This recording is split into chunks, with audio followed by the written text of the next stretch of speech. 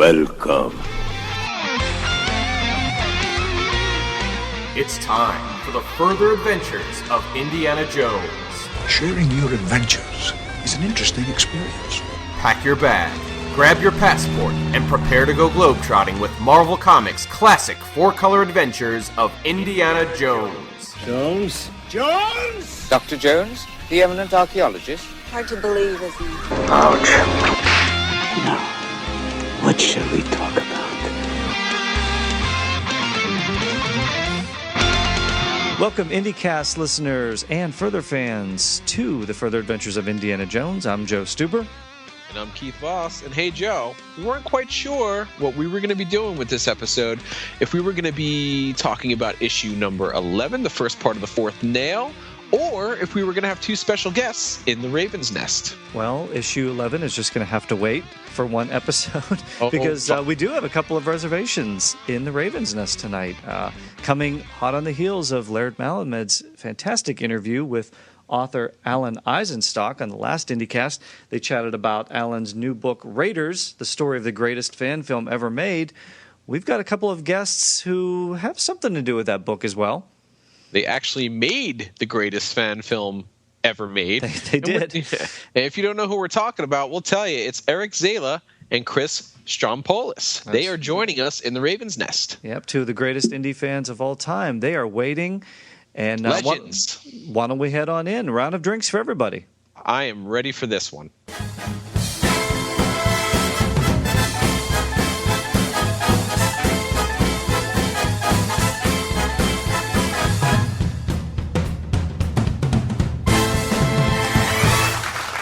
Well, Keith, as we mentioned, we have two very special guests here in the Raven's Nest today. Long time coming.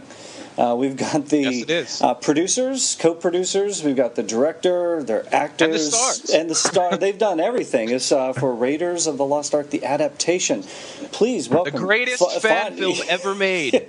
and now there's a book proving it. Yeah, please welcome to the IndieCast, Chris Strompolos and Zala. Gents, welcome to the Raven's Nest too. Thank you, guys. Great to be here. Hey, well, the book is out. The book is hit stands. How's it going right now? We've got Raiders, as Keith mentioned, the greatest fan film ever made. It's your story, right there. What did you guys think of the book? Man, yeah, Alan. It's kind of scary putting your life in the hands of someone. It requires a great deal of trust because you know that long after memories have faded, that book is what's going to remain. And as far as anyone knows, that's what really happened. But even so, Chris and I got a good feeling about Alan Eisenstock, our author, when we talked to him a couple years ago for the first time. And we decided to trust him. And we decided, we weren't interested in doing a fluff piece. We wanted it to be warts and all. We wanted it to be real and a good yarn, an accurate and compelling read. And Alan came through.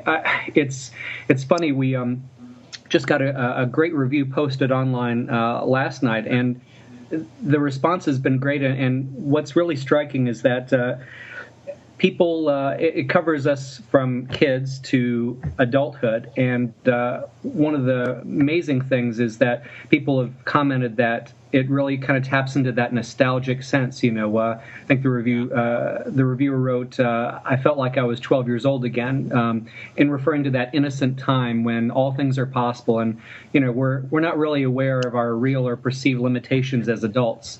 That's why Chris and I foolishly thought we could do Raiders Lost Ark in a summer and had no idea what we're getting into. But yeah, it's just been wonderful. Yeah, 7 years in. I mean, it's for those listeners that aren't familiar with the story. Although if you're listening to the IndieCast, I can't imagine you don't at least know part of the story by now. But you two, along with Jason Lamb, who was your director of photography, kind of your mad genius special effects guru. You basically, over the course of 7 years, 7 summers, from 82 to 1989, videotaped a shot-for-shot remake of Raiders of the Lost Ark. And Keith and I host this segment on the IndieCast, which is based on Marvel's Further Adventures of Indiana Jones series, which started with the Raiders of the Lost Ark adaptation. That's really where you guys kind of started with this as well, didn't you? Yeah. I remember when it was a pretty overwhelming time when our story sort of had its resurgence, and like we screened it, and Eli contacted us, and we got invited to Austin, and then certainly after the Vanity Fair piece, it was such a mad rush. But as the Vanity Fair piece was coming together, This is back like in 2005, I think. Oh, actually, it was earlier than that. It was because 2004 is when the Vanity Fair piece ran. 2003 is kind of when we had been in discussion, when Eli contacted us, and to be honest, I was of course I'm a hardcore Indiana Jones fan, but I wasn't really tapped into the fan world at that point, anymore, because I had obviously spent my entire childhood with Eric kind of doing that, and so in fact I got married, and I really didn't even tell my wife that I was an Indiana Jones fan. She had no idea about the movie, and it was sort of tucked away. And so when everything started to sort of gain momentum, and the photographer was like, we need Indiana Jones costumes, we need this, we need that, and so I went on this mad dash around Los Angeles and visited like every costume house, the prop house and costume house at Paramount. I went and really overturned every stone that I could, and that's when I found the fan world online again. Club Obi-Wan, and and the Raven, and Indie Gear, and the whole network online, and all the various personalities that had established themselves in the Indiana Jones fan world, and certainly the Raider.net and all that, and it was actually an intimidating kind of joy to kind of tap into it again, and because it's something that I hadn't really done in so many years, and it felt odd but exhilarating. Like, okay, I'm kind of back to where I need to be, like these are all my people. It was a weird. Well, yeah, in the Indiana Jones fan world community, you guys are legends. That's just how it is. If you're an Indiana Jones fan, like a true a true hardcore fan, you've heard about the adaptation, and whether or not you've seen it, it's out there. The first few minutes are on YouTube, but for the people that have seen it, they see that love and they recognize the fandom, and that's really why your work is so appreciated. They see the love and the passion that's in that film. And speaking of comic books, Eric, you collected comics and wanted to be a comic book artist when you were younger, and even created 600 storyboards for the adaptation. Chris, I know you did about 2 of them. That's covered in the book, but you guys will have to read it to find out. I think that's a grand overestimation. I think I think half of one, and it was such an atrocity. Eric was like, yeah, man, why don't you let me do the storyboards? Well, Eric, how did the Raiders adaptation, that Marvel Comics, that it was the Marvel Super Special, I believe it was. How did that sort of spark all this? Because that was really where this had all started. It's funny. That's exactly right. Yeah, I aspired to be a comic book artist before this guy approached me out of the blue, and it was a comic book that kind of really got the whole ball rolling. Chris and I, long bus ride to elementary school every day, and looking for reading material, and I saw this class clown type kid with the Raiders Lost Ark comic book. Didn't know him, and asked to borrow it, and Chris obligingly said yeah, and that's how Chris knew I was a Raiders fan, and thought to give me a call about a year later when he got this notion to remake Raiders. It's funny, we still have that comic book. I was going to ask, is it still around? Oh yeah, I think, Chris, we should probably store it up in the Ark up in my mom's attic back in Mississippi. It seems. Who's in possession of it? Eric's mom. Yeah, actually, I think it is up in the attic. Oh, I hope Mom doesn't throw comic books out. It is. Eric, you need to take a picture of yourself with that book and send it to us. We would love that. We could put it on our Facebook page, on our Further Adventures of Indiana Jones Facebook page. I'm sure the fans would go crazy about that. Did you guys ever read the Further Adventures of Indiana Jones during the course of production? I have every single one. In fact, just a couple of weeks ago, I was digging through all my Indiana Jones stuff, and I have a very, very large steamer trunk that belonged to my great-great-great-grandmother. And all the comics are neatly wrapped in plastic, every single one in their own little plastic container at the bottom of the steamer trunk. And it was they're all in mint condition. I read them all, and I own them all. What's your favorite story of the run? Oh man, you're backing me into a corner. They're all so good. I haven't visited them in many years, so I wouldn't be able to speak to that right now. Well, the one we just wrapped up reviewing was The Gold Goddess, and that was sort of one of our favorites because that was almost a direct sequel to Raiders. I mean, you had the Chacha Point Idol, and you had all the characters, so we thought that was... And Zala came back. And Chris, you're going to have to bust that out of storage. I know. I must. Yeah. I have to, and give him a spin again. Well, I think the book was quite interesting too because and what I wanted to ask about it is it's sort of, I guess, biographical fiction in a sense. Biographical non. I don't know how you want to determine, but it's structured a little differently. And Keith and I are kind of wondering too, like how much of what's in the book actually happened, how much is a little bit of artistic license. Well, Eric, I'll let you take that, and then I can chime in. Yeah. It's actually funny that you asked that. We wanted it. It was important for us for the book to be accurate. So the short answer is there is very little dramatic license. Actually, we have a bit of an advantage. One advantage to taking 7 years, your entire childhood, to remake a film. There's, in that great expanse of time, lots of good stories. And so in fact, Daniel Klaus, who wrote a screenplay about it years back, likened it to doing a history of the building of the pyramids because it covers such a vast expanse of time. And it was a challenge for Alan getting everything down to reasonable size so it wasn't War and Peace. But the nice thing is that really allows to jam-pack it with a lot of good stuff. And as a result, there wasn't really much need for dramatic license. I think about 98% of it is strictly accurate. Alan actually, God bless him, watched all 40-plus hours of outtakes on DVD. To research it, along with coming down to Mississippi and staying for a week at my mom's house, where, of course, we shot almost all the interiors. And Ellen and I share a fairly obsessive personality of, kind of getting it right. So I think it was important for Alan, too, to begin with, a very accurate rendering. And Alan told me from the outtakes he's actually lifted actual snatches of dialogue transcribed from that. It's remarkably so. I had the surreal experience of having finished reading it myself. It's like, wow, we've had a really interesting life. This would make a great book. Yeah. Speaking of those 40 hours of outtakes, Jason Lamb, who shot the movie, he shot lots of extra footage outtakes, some of which appear in the Raiders book trailer.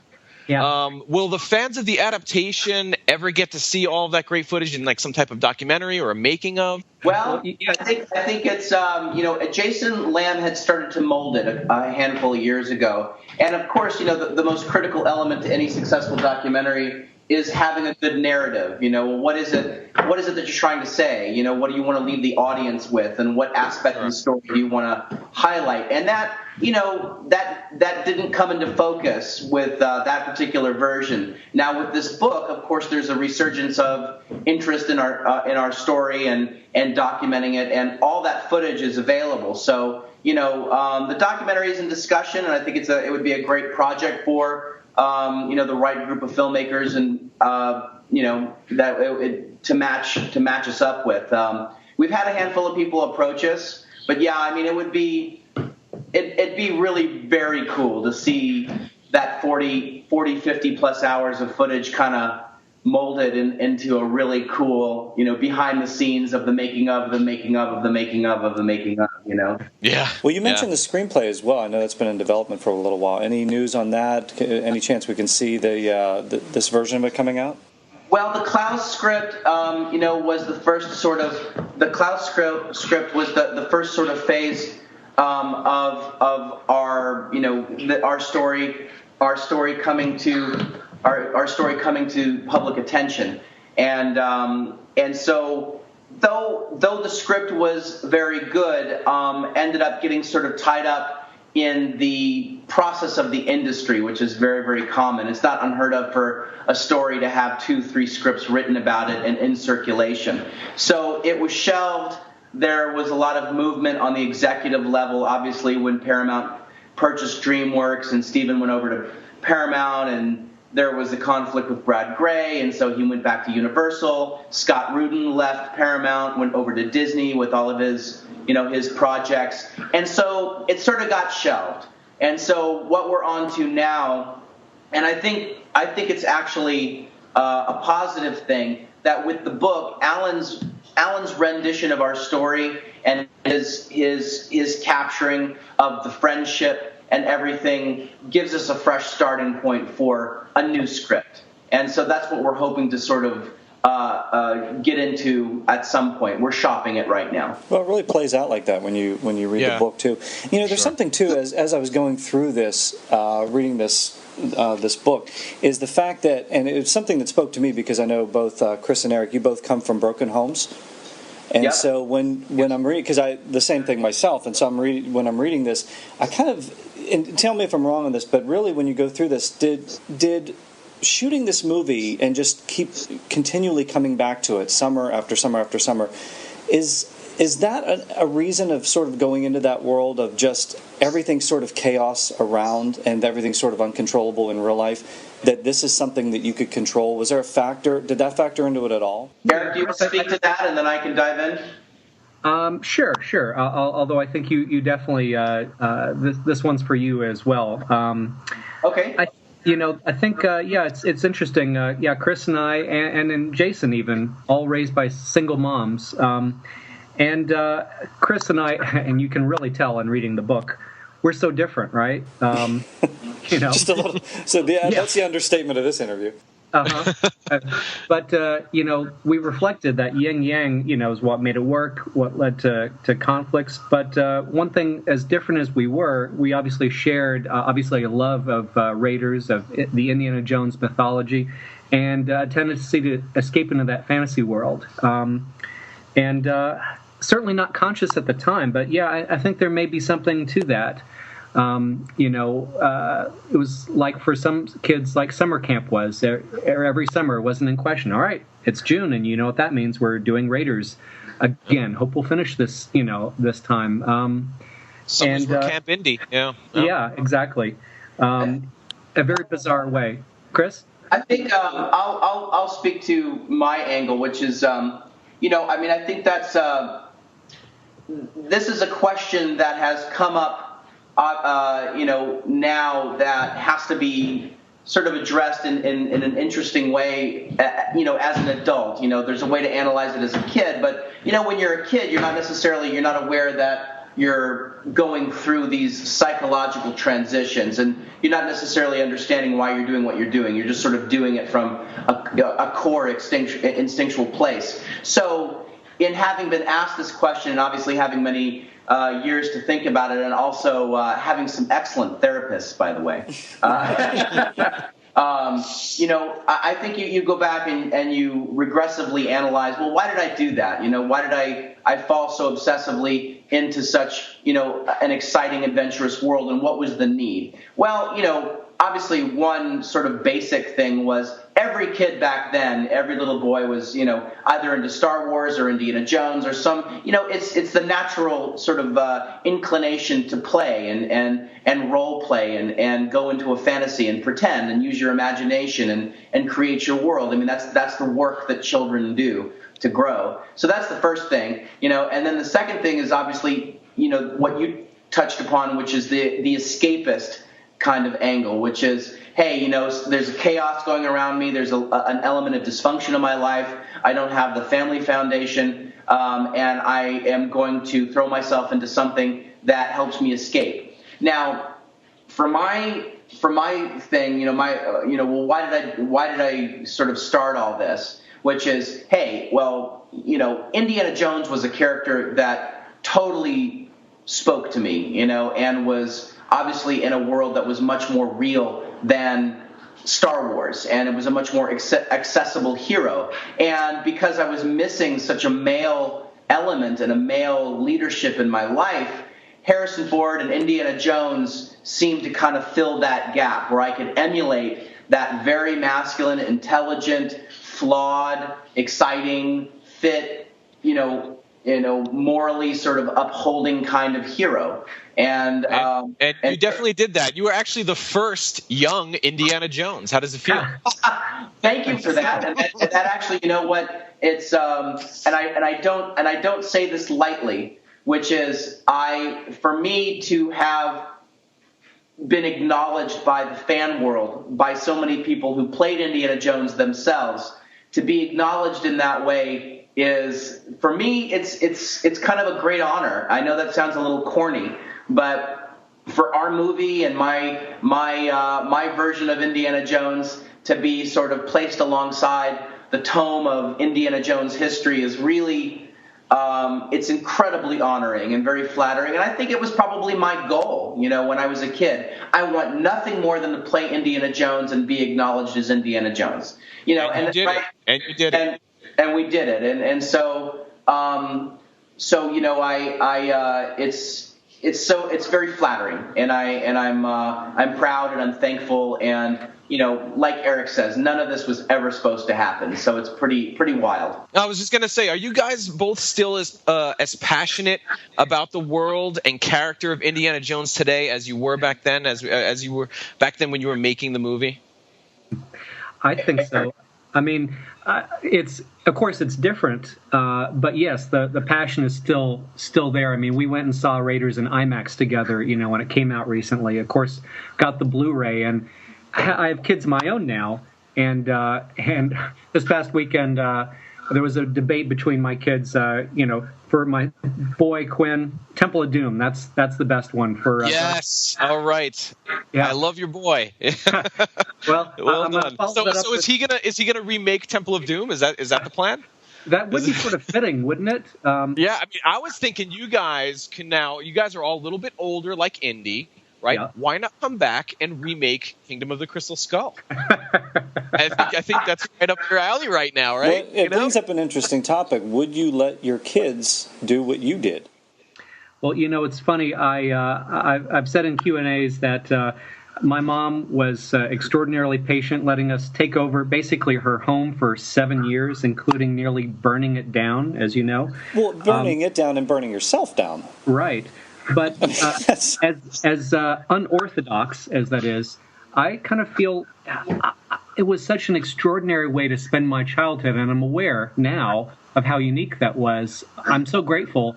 I kind of feel like I have a moral obligation to my kids. If they want to take over the house for 7 years, I kind of have to let them do that. You're on the record now. Yeah. I mean, I agree with Eric. It's. You look back, and I'd have to adjust my mentality, because you get older and you have kids, and you feel this inclination to uphold a certain standard, and it's like letting your kids take over. I'd really have to battle with my OCD. I'm very OCD, and so. It would be challenging, but I'd have to put my own ego aside and let my daughter kind of flourish in that world of creativity if she so chose to do that. Well, you're opening the door to have a lava pit in your living room now. Yes, I know. I mean, if your kids are listening to this, you've certainly opened the door for that.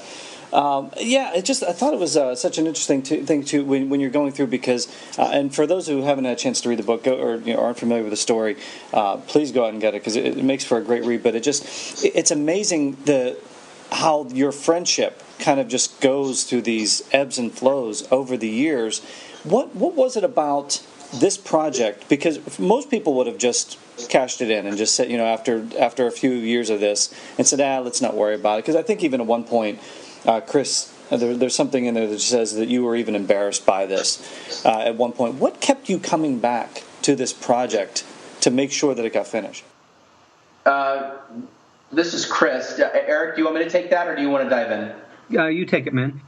Okay. Well, I mean, I think coming back to it, it's our personalities, as Alan sort of beautifully lays it out, and Eric and I are very cognizant of this duality as well, which is I'm a starter and Eric is a finisher.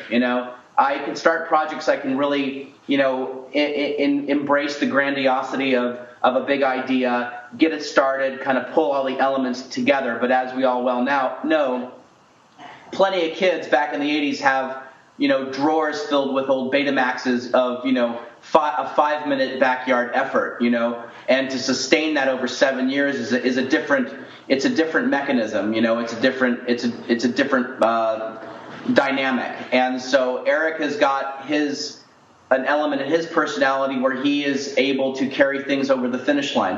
I have that in my personality, but it's not as readily available. My brain does different things for some reason. And so that is the reason that the friendship, I think, it's the yin and yang, and that's why we always kind of kept going, is that, Eric's sort of diligence, and thank goodness that was at hand. And when we had our sort of like second falling out, Last Crusade came out, and Eric called me up and said, hey, I know we're not talking at all, but let's go see the third one. And it sort of re-energized us. So our mutual love of the cinema and Indiana Jones, the excitement of doing it, and wanting to see it finished is something that, coming back to it, I think had a lot to do with our friendship, and that's the crux of the book. That's really the foundation of what Alan's story is sort of based on, is that friendship and that sort of duality and the differences in our personalities, and the reason that we kept coming back to it and didn't let it go. And it's also, I think you get into something so deep, it's like, well, I can't stop now. We have to keep going. We have to keep going, and that excitement of, well, what would it look like when the truck scene is finished? How cool is it going to be when we can sit down and hit play on our VCR and watch the whole truck scene in its entirety? How cool is that going to be? So you keep your eye on the prize, Well, and, when was the first moment that you guys realized, wow, we are doing something special here? This is going to be something that people are going to want to see, or that we're going to want to see ourselves. When did you first realize we need to keep going here? Like this is something that's going to take a long time. This is special. When did you first realize that? That's a hard one to answer, Eric. I'll let you take that one. Yeah, that is a hard one to answer, but I'll give it my best shot. There wasn't any one particular moment. I mean, from reading the book that there were plenty of dark moments, in which it's like it'd be easy to despair and wonder if we're ever going to finish, such as when first time we saw the footage that we first shot that first day and it looked terrible, and this was a year and a half in. This was in the jungle scene that you guys had shot? Yeah. Exactly, and that damn that was in the upper left corner. Upper left corner, yep. And just infuriating. And there was certainly no sense that we were making anything that anyone would want to watch back then. But you just had to have faith. And I, Chris said it well just then. For Chris, the main motivation was being Indiana Jones. And for me as director, it was like I wanted to see what would a shot-for-shot remake of Raiders of the Lost Ark look like. The truck scene, melting scene, the Tannistigs, for God's sakes. I think the first glimmer of that was when we started, after we shot things over and over and over again by osmosis, begin developing from amateur kids to burgeoning filmmakers, and we started getting quality stuff. I remember the night we got back from the Tannistigs, and we popped in the Betamax and played back and saw that we got the sunset silhouette shot of digging for the Well of the Souls, and I remember we were just elated. We got it like lightning in the bottle. I think that was the first glimmer of actual results, as opposed to keeping the faith, that this will one day be something that we will enjoy seeing it and showing it to friends and family. We certainly never imagined that we would show it anywhere beyond that.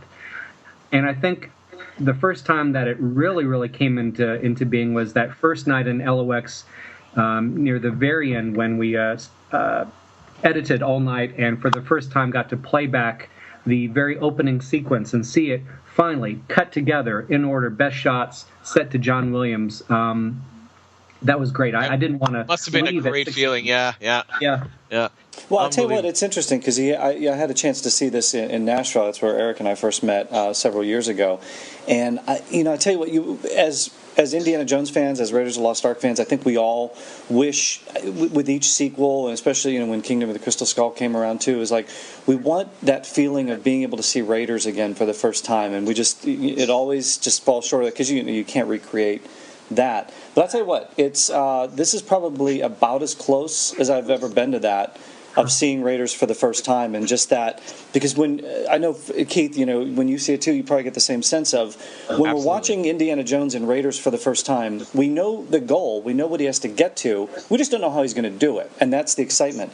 In this one, we know the scenes they have to pull off. We just want to know how you're going to do it. Yeah. We want to know how you're going to pull it off at that point. It's like, how are they going to do? Yeah, they can't do the truck scene. Absolutely. There's no way.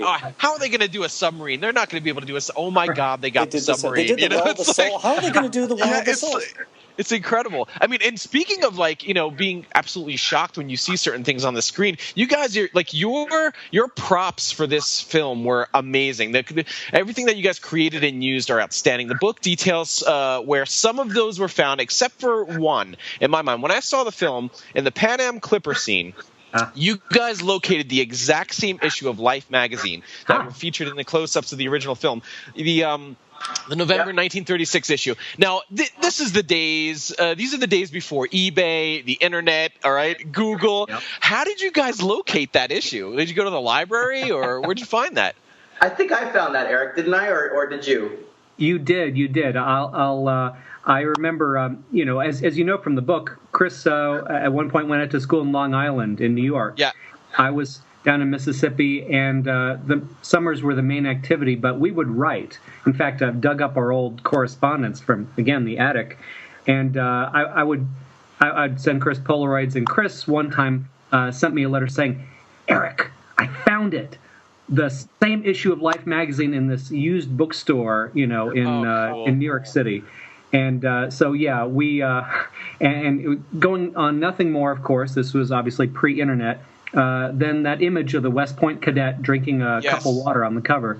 Yeah, and thank you for noticing that. They say God's in the details, and those, those like I said, that was something I was like, oh wow, I can't believe they got it down to that. One thing I was kind of interested in too is that, and again, as I'm reading this book, I kind of saw, because they keep revisiting the Boulder, and Eric, you and I have talked before, and you had mentioned how many different versions of the Boulder you kept trying to come up with, and that's really, I mean, unfortunate for you at the time, but really looking back at now, it's kind of a laugh out loud moment for us.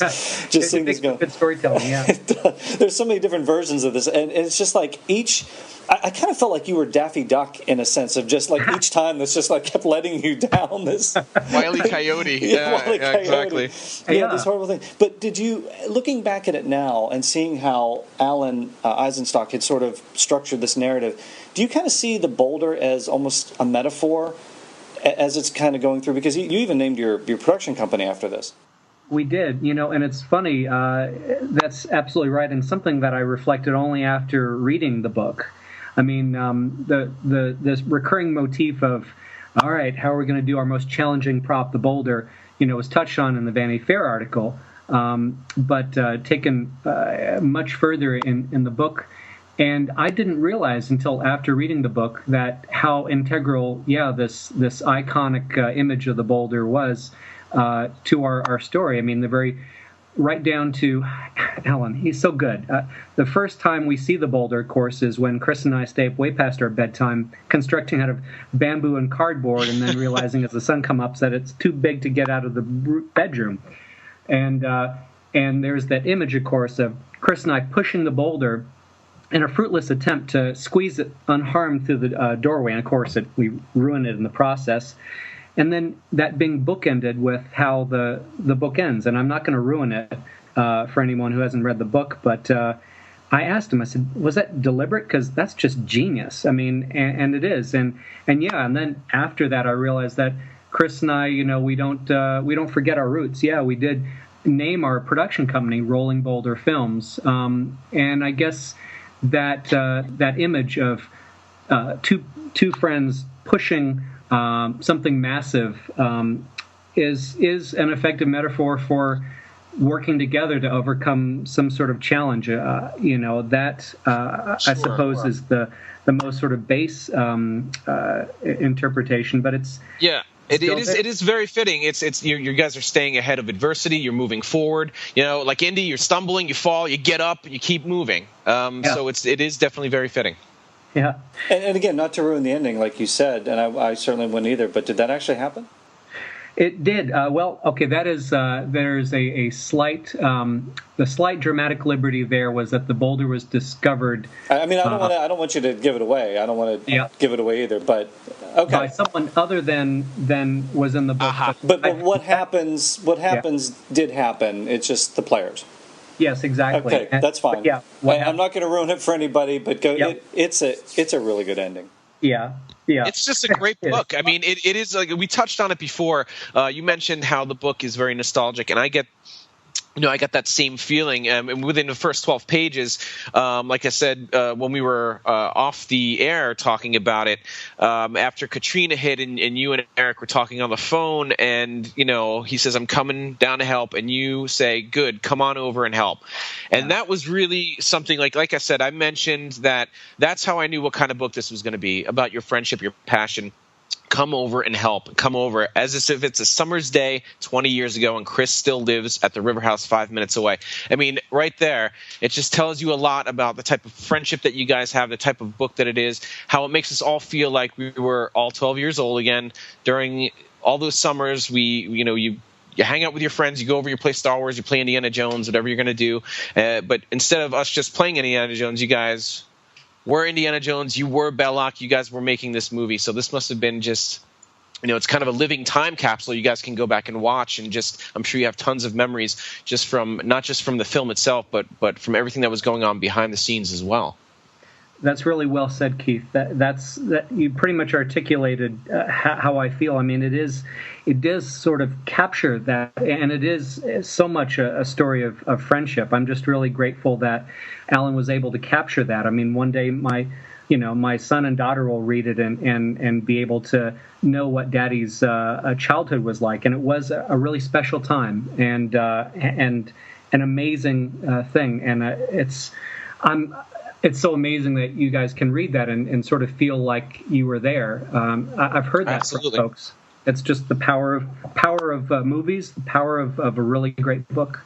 Well, I'm sure a lot of our listeners, too, probably are very familiar with the story that unfolds, but there are some elements in it that I wasn't familiar with that are I just laughed out loud when I was reading them, most of them involving Jason. I mean, it's just, when you go through it, I mean, how involved are you with him now? Do you kind of keep in touch? And how much, there's one scene with, I think, if I'm remembering correctly, if it's with one of the variations of the boulder, and he's just like, yeah, that ain't gonna work. It's just like kind of like laughs it off or something, Yeah. And it's just these little asides from him that are in there. I mean, is all that him? Oh yeah. That's Jason, amazing guy. Yeah, actually, we just I just arranged for the publisher to send him a crate of books for a family. He and Alan interviewed at length, and Alan amazingly got Jason's voice right too, and it's a very distinctive one from both Chris and I.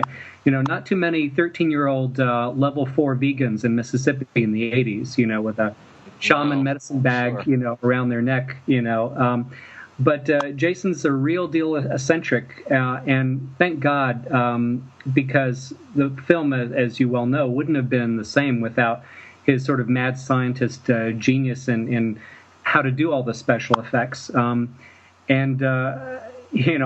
even right down to his sometimes part-time nudist. And it's true, right down to the end. There's a lot of Jason nudity, and he just seems to like to take his clothes off a lot. Even during the Vanity Fair shoot, for no reason. I mean, it's just so random too. Yeah, but no, and that's amazingly accurate.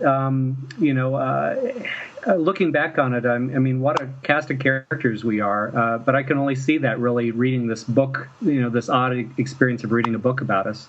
Do you think that this helped him on some level too, having this to work on? And because when you get in the book, he's dealing with a lot of health issues. There's a lot of things that he's dealing with that he had to undergo. Do you think working on this helped him either come out of his shell or deal with the things that he was dealing with?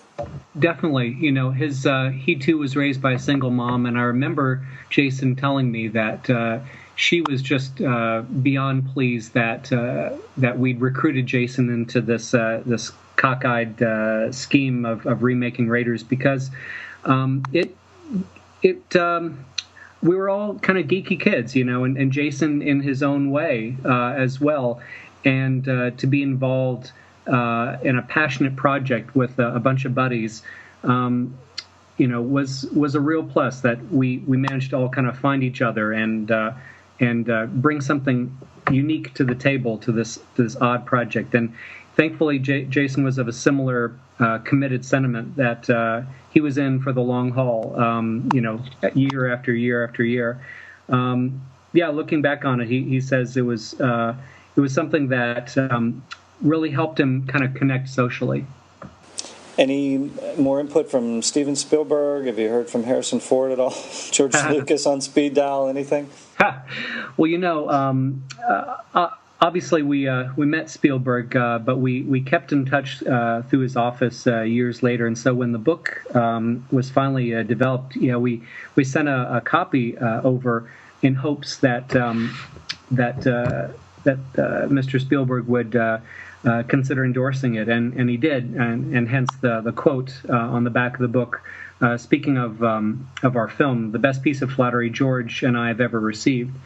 That's been amazing for us, obviously, because it was never a goal, but it was a pipe dream that one day Spielberg would see it and dig it and not sue us.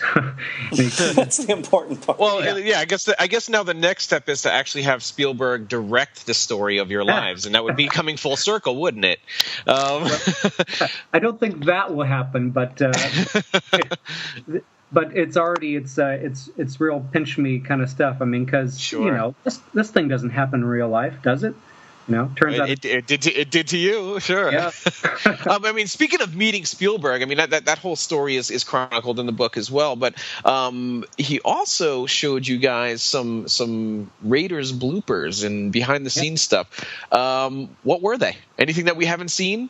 Well, yeah, actually, it was outtakes from Raiders and Temple of Doom, and there was, I think, the most notable was actually a shot from Temple of Doom. The scene, of course, where Harrison's chained to the rock, and he's being.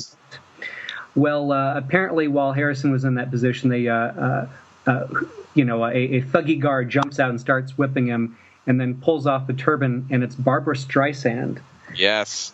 I don't know if you've heard of this. Another legend in the indie universe. Yes. Well, I've seen that famous clip, and then he's joined by Carrie Fisher, who says, "Oh, I'll save you, Han," and then Irvin Kershner, sticks his head in, director, of course, of Empire, and says, "Steven, this just isn't working. I'm not feeling it," and just goofing around on the set, and it was just amazing. I hear that clip found its way onto YouTube and then was pulled, so I feel very privileged for having actually laid my eyes on something that it feels like only cast and crew had seen.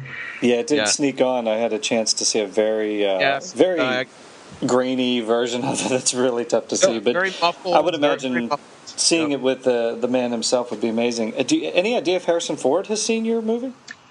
We know that he knows of us because, obviously we've met along our travels many indie fans, including one who'd spent some time with Harrison, who, when meeting him, said, "Yeah, I did this Raiders fan film," and Harrison says, "Wait a minute, are you one of those Mississippi kids that spent 7 years doing it?" And it's like, no, but I know those guys, so I know that Harrison has heard of us.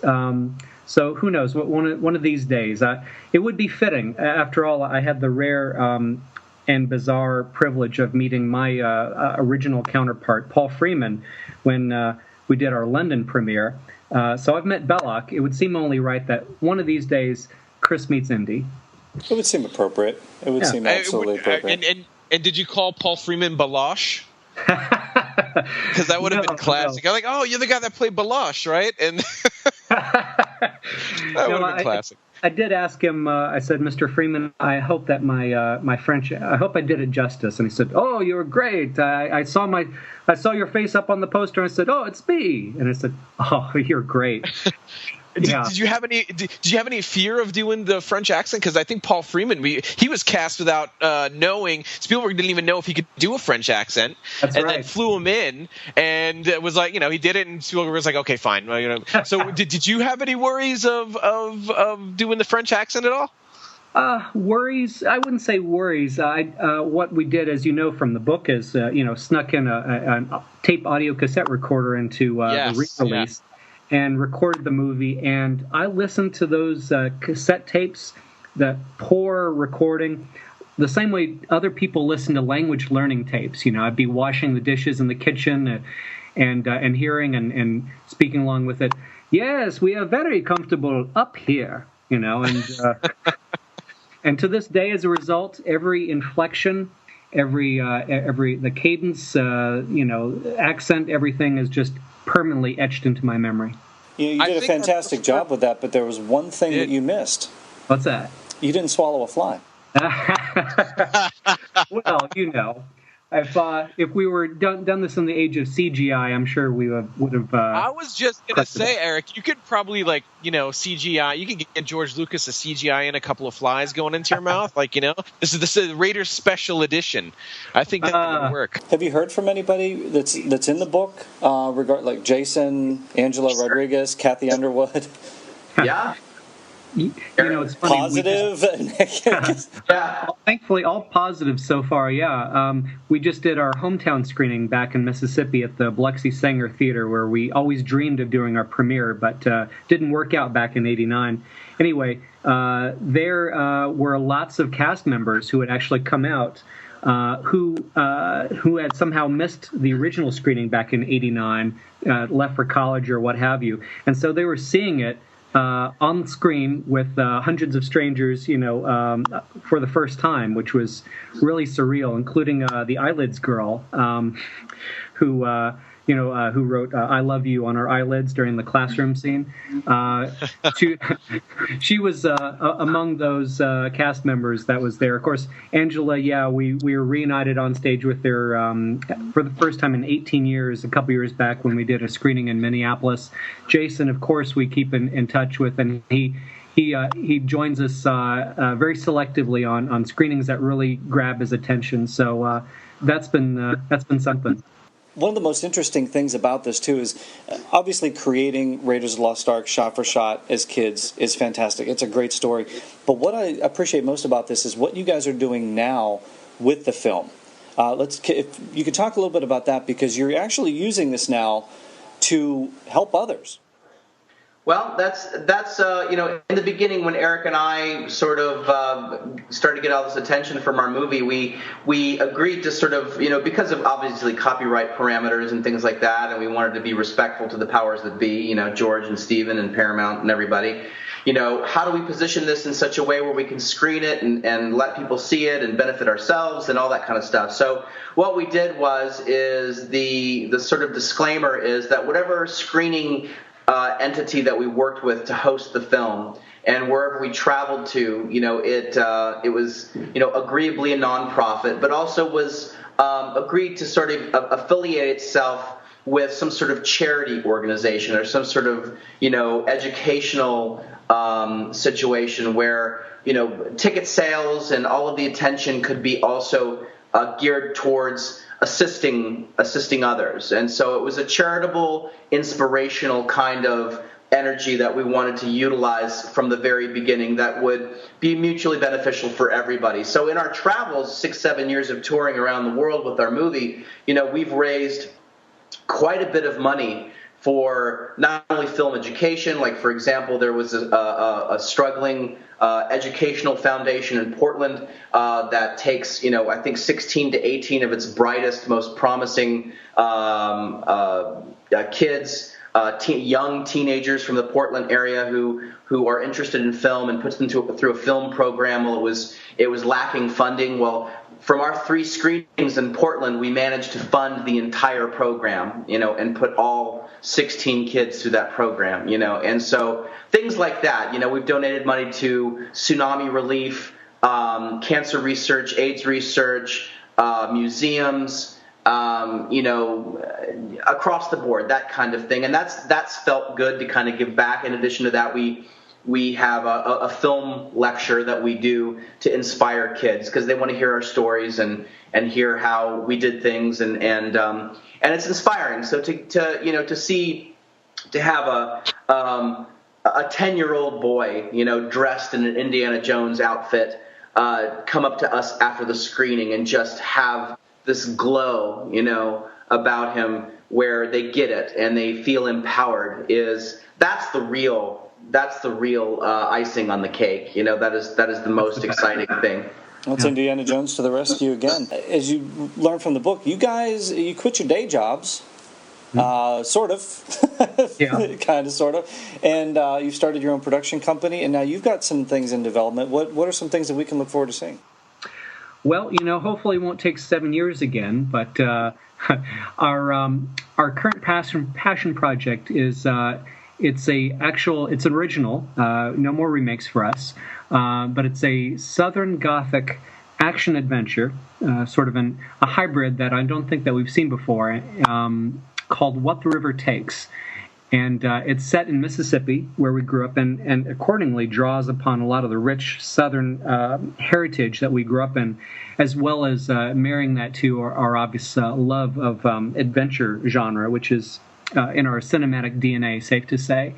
And it's a original script that Chris and I probably worked on in probably every one of the 50 states, over the years that we've been screening the film, and in hotel rooms and in airport lounges, huddled over a laptop, polishing it through. We've been working with a great concept artist out of Poland, who's done some amazing concept art. And the script's been very well received. However, it's, as you might expect from us, an ambitious piece. And, and it's one foot in front of the other, but it's a project that we love a lot. And also, aside from that, we've been given the green light by the author of an amazing book called Gone South by Robert McGammon to option that and do an adaptation to screenplay form. So that's another project we're working on right now. Excellent. Look forward to seeing Sounds this. good. You're not setting yourself on fire again. Not this time, yeah. Are you setting anybody else on fire? Never say never, right? He didn't answer. He didn't say anything. Somebody's scared. Yeah, somebody's getting lit up in this one. Yeah. I mean, I set myself on fire during Raiders just because I wasn't going to ask some other neighborhood kid to do that. I might have to overcome that this time. Would you have played the German mechanic if you guys actually shot that scene? Would you have shaved your head or shaved someone else's head? Well, probably not. We I was a scrawny kid then, and not nearly as intimidating a figure as the big muscular German. But you talk about special edition. If the closest we've ever been tempted to doing that, of course, is going back and doing the only scene we didn't shoot, the airplane scene, which haunted me for years afterwards. I would have reoccurring dreams of shooting that. We've joked, we should do this right. We should go back and shoot the airplane scene now, get Angela back in the dress, go down to, the Flying Wing recreation in Universal Studios, Florida, and and shoot this, drop it in, see if anybody will notice the age. Well, I mean, throughout the whole movie anyway, you guys are visibly aging. You guys are old, and going back and shooting scenes. Oh, there's Chris. He's older here. Oh, he's younger again. So why not go back and shoot it? And you guys can finish it off, and we'll have an older Chris as Indy fighting some big muscular German mechanic. And exactly. I think is there any shot of that happening? It's funny. We were approached by a documentary filmmaker a couple years back who, as part of the documentary, wanted for us to do that, and that is one of the things. It sounds really fun. So, from a fun standpoint, we're tempted to do it. Although practically, our next foray into film is going to be an original piece, and we don't want to send the wrong impression that Raiders remakes are all we can do. So for that reason, sadly, we probably won't do that. But talking to the little kid inside of me, truth be told, I want to do it. We can I've already got a dream for storyboard. sure. Well, if people want to see this movie, how can they see this? If organizations want to get involved and want to raise money for their nonprofits and have you guys come out, what's the best way to do that? Contact us. Just get us involved and let us know what you're about, and reach out via email Eric and I are very diligent about responding to all of our emails, and sometimes it's a match and sometimes it's not. And we take every single bit of communication very seriously, and we explore everything, and it's led to some really, really cool things. So it's just a matter of getting in touch with us. It's Rolling Boulder Films. I mean, how appropriate is that? That's your new production company. So what are those email addresses where they can get in touch with you? You can contact Eric at rollingboulderfilms.com, or me, Chris, at rollingboulderfilms.com. You can contact us through our book site.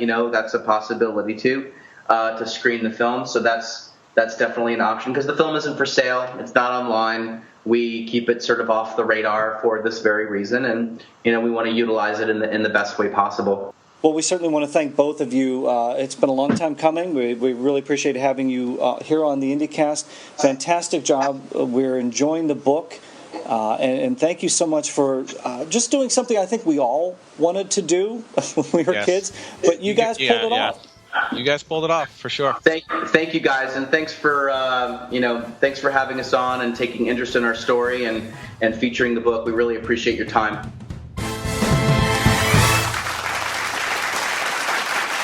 Well, that was fun. I really enjoyed talking to those guys. Again, big thanks to both Chris and Eric for that interview and for giving us a look behind the scenes of Raiders of the Lost Ark, the adaptation. Yeah, thanks for letting us in, guys. Again, a great book. And if you guys haven't gotten this book yet, go out and get it now. If you're an indie fan, if you're just a fan of good books, go out and pick this book up. You won't regret it. Okay, that's it for the day then. Well, as Indy says, we're out of time for this week. Keith, thank you so much. Once again, really enjoyed hitting the Raven's Nest, having a few drinks, and chatting with those guys, and looking forward to Further Adventures, issue number 11. I can't wait to dive into the fourth nail.